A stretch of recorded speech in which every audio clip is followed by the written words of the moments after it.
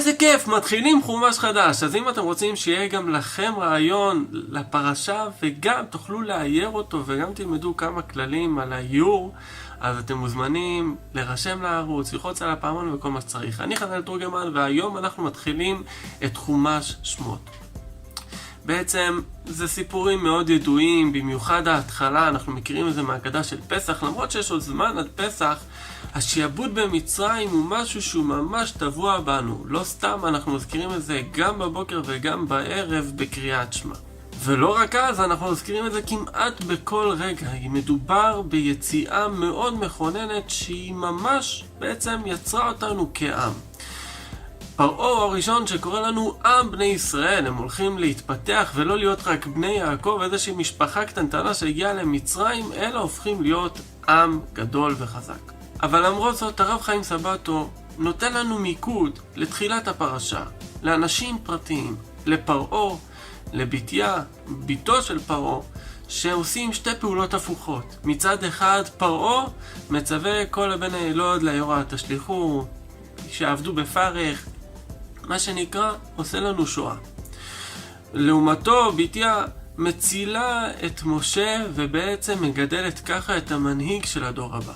שני אנשים פרטיים שפשוט עושים את שתי הפעולות ההפוכות. אותו דבר נראה גם במילדות, שגם הן נשים פרטיות שבזכותן הם הצילו הרבה מאוד מעם ישראל.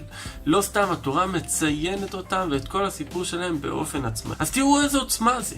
למרות שאנחנו מסתכלים על העם, בסוף אנחנו, אנשים פרטיים, כל אחד בוחר את הבחירות שלו באופן עצמאי. אם אנחנו בוחרים ימינה או שמאלה, אנחנו יכולים לשנות את המציאות כולה. אז היום במאיירים את הפרשה אנחנו נצייר את הפרספקטיבה האישית הפרטית של האדם בתוך השעבוד. ואם אתם רוצים טיפה לדמיין את הדברים, תחשבו שזה כמו השואה. תראו למשל כאן בציור, עשיתי הקבלה משעבוד מצרים להקמת מדינת ישראל. לכאורה השעבוד יכול להיות גם להזכיר לנו את השואה ואת כל הקושי המאוד גדול שהיה ליהודים רגע לפני קום המדינה.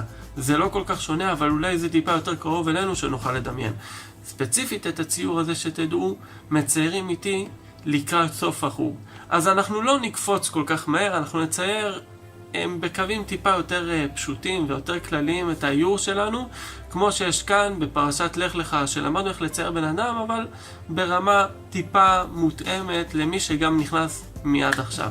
אז יאללה, בואו נתחיל. אז למי שיצטרף אלינו לחומש החדש, אנחנו מתחילים לצייר בעיפרון כדי שנוכל למחוק. ככה אנחנו מדייקים את הסקיצה שלנו, ואז אנחנו עוברים על זה עם טוש או עם עט כדי לדייק את הקווים. אז בואו נתחיל. בשביל לצייר בן אדם שהוא בעצם בשעבוד, אנחנו נתחיל מהאדמה שעל בסיסה אנחנו מתייחסים אליו. ונצייר בקו אחד את התחושה של מה שקורה לבן אדם שהוא ככה כפוף.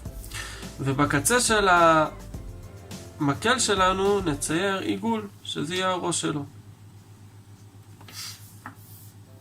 בנוסף, אני אצייר כאן על הגב שלו, של המקל, מלבן גדול. המלבן הזה, כמו שראינו באיור מקודם, זה הלבנה שהוא סוחב. שימו לב, אני משתמש כאן בצבעים כדי שיהיה לכם יותר קל להבחין, אבל אפשר להשתמש בעיפרון פשוט לצבע אפור. עכשיו נאבד טיפה את המקום של הבטן. נעשה מעין מלבן או אליפסה כזאתי. ואת הרגליים אנחנו יכולים לשים רגל אחת קדימה. להרים טיפה את הרגל. וככה לעשות לו את שתי הרגליים. את הידיים אפשר לעשות שהידיים הם אלה שתופסות את הלבנה, אז נעשה בצורה כזאת. או אפשר ככה, ואפשר גם שהם יהיו טיפה יותר. עכשיו שימו לב, למשל הלבנה כאן אני רוצה לקצר אותה כדי שהם יתאימו לאורך של הידיים. בואו נקצר את הלבנה ונתאים אותה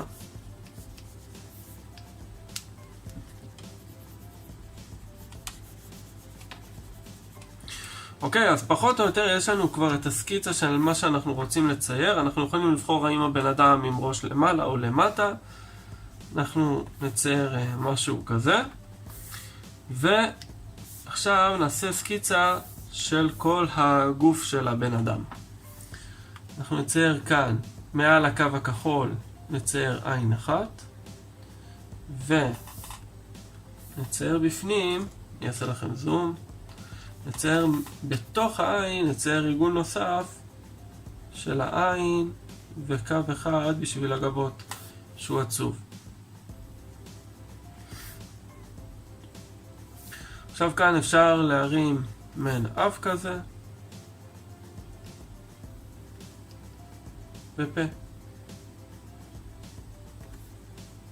נסגור עם סנטר ככה את העיגול שלנו, נצייר כאן אוזן, שוב, אוזן אני מצייר בצורה כזאת של חצי עיגול, ונעשה מעין ד' בפנים, ונעשה קו,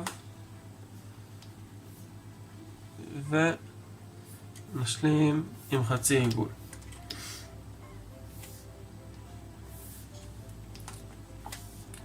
זה החלק המסובך. עכשיו אנחנו נעשה את החלקים הטיפה אולי יותר פשוטים, אבל גם כאן תמיד אתם יכולים לנסות כמה שאתם מצליחים. ועכשיו אני רוצה שמעל הגוף שלו אנחנו נעשה לו כאן חגורה בערך לקראת הסוף של האליפסה האדומה של הגוף, וכל זה אנחנו נעשה את זה כבגד. עכשיו את היד, אומנם היא טיפה יצא לנו ארוכה ממה שיש בדרך כלל, אבל אפשר לזרום עם זה. אז טיפה נעבה את הקו של היד, ונעשה מעין אצבעות ככה. עכשיו אמרנו שהלבנה הגדולה שהוא סוחב היא בצורת מלבן, אז אנחנו נמשיך אותה את מה שכן רואים. אפשר לעשות כאן כאלה קווים כאלו שהיא תהיה יותר גסה, תראה כמו אבן, וכיוון שאולי הם היו עם שמאלות אז נעשה את זה בצורה כזאת שלא באמת רואים את החלוקה בין הרגליים. רק כאן נצייר ככה את הרגליים. ולא לשכוח לצייר את האדמה כשעוברים. ואחרי שאנחנו מציירים את האינק, אנחנו נמחק בעדינות את הציור ואפשר לצבוע. אתם יכולים לצבוע את הציור באיזה צבעים שאתם רוצים, באיזה צורה שבא לכם. אתם יכולים להוסיף את הפירמידות, למרות שיש מחלוקות האם באמת בני ישראל הם אלה שבנו אותם או לא, אבל זה מאפיין מאוד מובהק של מצרים.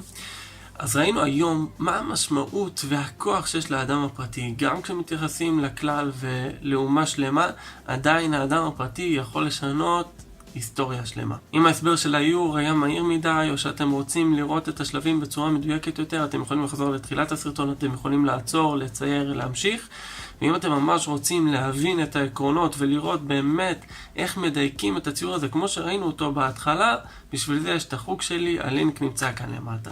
זהו, אז אם עדיין לא נרשמתם לערוץ, זה הזמן, כי הולכים לעלות סרטונים עם כל מכות מצרים על פרשת שמות ועוד המון הפתעות. אני מחכה לכם. להתראות, חננאל.